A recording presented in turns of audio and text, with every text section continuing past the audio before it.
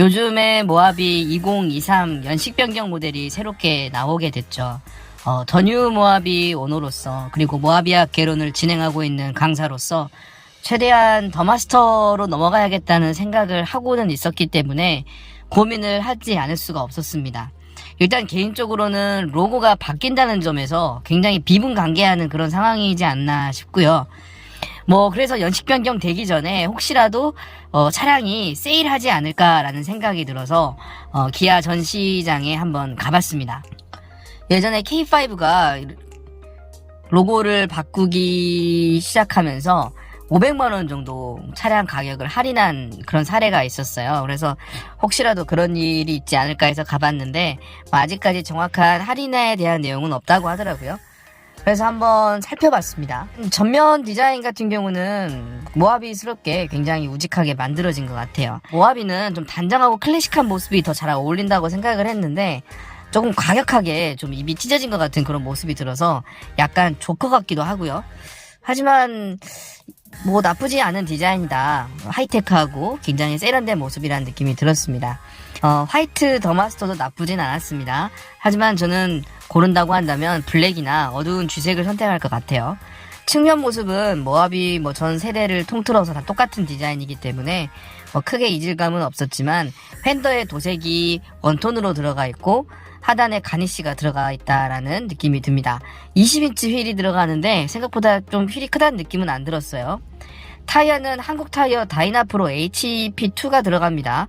아래급의 소렌토나 펠리세이드 같은 경우도 기본이 미쉐린, 브릿지스톤인데 이 모하비가 기아 대장 SUV인데 한국 타이어를 넣는지 좀 이해가 되지 않는 부분이 있습니다.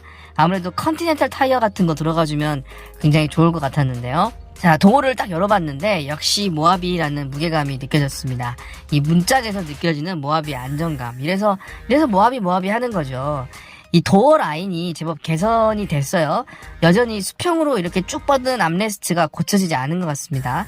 요즘에는 약간 사선으로 만들어져서 손을 올려놨을 때에도 약간 안정감이 느껴지게 만들어지는 그런 특징이 있는데 좀 아쉽고요. 우드 트림은 좀 고급스럽긴 한데 하이그로시가 좀 많이 쓰인 것 같습니다. 전자식 레버가 들어가지 않습니다. 이 부분에 대해서는 제가 할 말이 많은데 이 다이얼 방식도 아니고 전자식도 아니고 이 모하비에 들어가는 보그워너사의 트랜스퍼 케이스가 구닥다리 10년 전 제품이 들어가 있기 때문에 전자식으로 변경하기가 어려웠을 겁니다. 왜냐하면 모하비는 로우 기어가 들어가 있기 때문인데요. 이 기아차 입장에서도 고민을 했을 것 같아요. 전자식 기어를 사용하려면 제네시스에 들어가는 조합으로 H트랙, 그러니까 TC와 변속기를 세팅하자니 새로운 로직이 필요하고 그렇게 트랜스퍼 케이스를 넣게 되면 로우 기어를 포기해야 되는 상황이 되겠죠. 로우 기어가 없으면 그 모하비가 아니다라고 모하비 회원들에게 두드려 맞을 것이 뻔하기 때문에 아무래도 기아차에서는 그냥 옛날 버전을 그대로 가자라고 이렇게 마음을 정한 것 같습니다. 어차피 모하비 오너분들께서 전자식을 별로 안 좋아하시기 때문에 그래도 어떻게 HDA2를 지원하는지는 좀 놀라운 것 같아요.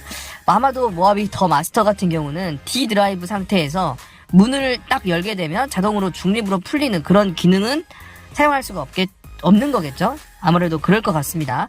펠리세이드나 제네시스 등 대부분의 전자식 레버를 사용하는 차량들은 이렇게 D 드라이브 상태에서 문이 열렸을 때 차가 중립으로 풀리는 그런 기능을 제공을 합니다. 컵홀더의 위치가 이게 조금 안 좋습니다. 더 뉴 모하비 같은 경우는 확실히 뒤쪽에 있어서 괜찮은데 이게 옆에 있어가지고 기어봉하고 컵홀더가 이렇게 손에 닿을 것 같은 그런 상황일 것 같아요. 특히 D드라이브 상태라면 더더욱 그러지 않을까라고 생각을 하는데요. 핸들 모양은 괜찮은 것 같습니다. 개인적으로 핸들은 검정 원톤이 나을 것 같은데 요즘에 애매하게 브라운 컬러가 섞여 있는 모습이 있어서 저는 좀 별로더라고요. 시트는 예전 더 뉴 모하비에 비해서 더 빵빵했고요. 특히 모하비라고 써진 엠블럼이 좋았고 시트 느낌도 굉장히 쫄깃하게 제네시스와 좀 비슷한 느낌이지 않았나라는 생각이 들었습니다. 근데 이 시트 플랫폼, 그러니까 워크인이라든가 전반적인 플랫폼 자체는 큰 차이점이 없는 것 같다라는 생각이 들었어요.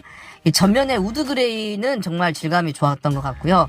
요즘 신형 차량들이 대부분 이 스마트 키가 똑딱이가 아니라 전자식으로 되어 있는데 여기는 똑딱이가 여전히 사용되고 있다라는 거, 그리고 2열 같은 부분에서도 스마트키 버튼이 없다라는 점이 좀 아쉬움이 있습니다.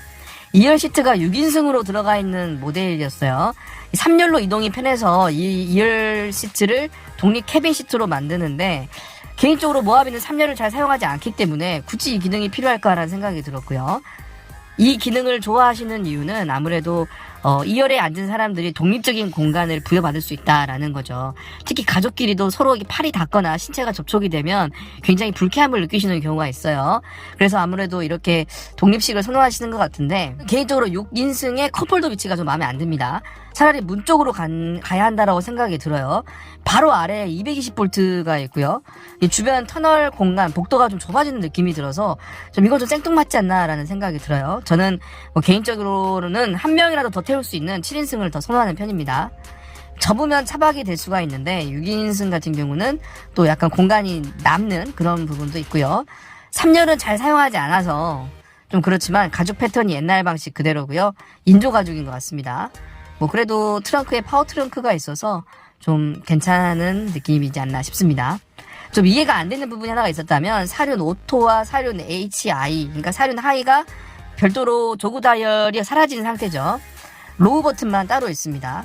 이게 소프트웨어 로직으로 하는데 터레인 모드를 선택하면 이게 바로 사륜 HI, 하이 모드라고 보면 될 것 같아요. 에코, 샌드, 머드, 스노우 기능이 있죠. 가장 자주 누르는 버튼이 열선 버튼하고 어라운드 비 버튼인데 더 뉴 모하비 같은 경우는 그나마 기어 바로 옆에 있어서 누를만 했는데 이 버튼이 굉장히 뒤쪽으로 밀려나가 있어서 버튼을 누르게 됐을 때 전방 주시가 좀 힘든 그런 에러가 있지 않나라고 생각이 듭니다. 실내 시거잭 사라졌고요. USB 버튼이 2개가 생겼는데 왼쪽은 충전용, 오른쪽은 데이터 전송용. 그러니까 안드로이드 오토 같은 거 쓰기 좋습니다. 오른쪽에 핸드폰 충전 기능이 있는데 노트 같은 것도 들어갈 정도로 충분히 넓었습니다. 2단으로 나뉘는 센터 콘솔 박스가 하나로 합쳐졌어요. 아쉽게도 안에 USB는 지원을 하지 않습니다. 더 뉴 모하비 같은 경우는 여기 안쪽에 상시 전원이 있어서 좀 요긴하게 쓰기도 했는데 또 이런 부분이 좀 또 아쉽긴 하네요. 그리고 더 뉴 모하비 같은 경우는 2단으로 콘솔 박스가 있어서 은밀하게 숨길 것 같은 경우는 남들이 잘 안 열어보기 때문에 넣어놓는 장점이 있었는데 더 마스터 오너분들도 계시고 더 뉴 모하비 오너분도 계실 텐데 우리는 모두 다 똑같은 모하비 한 가족입니다. 마지막 연식 모하비를 중고로 사지 않을까라고 생각이 드는데요. 한 5년 정도 뒤에 사면 좋을 것 같습니다. 아직 저는 그만큼의 돈이 없기 때문에 그때쯤 되면 모하비 가격이 조금 줄어들겠죠. 그때를 손꼽아 기다려 보겠습니다. 지금까지 모하비와 결혼이었습니다.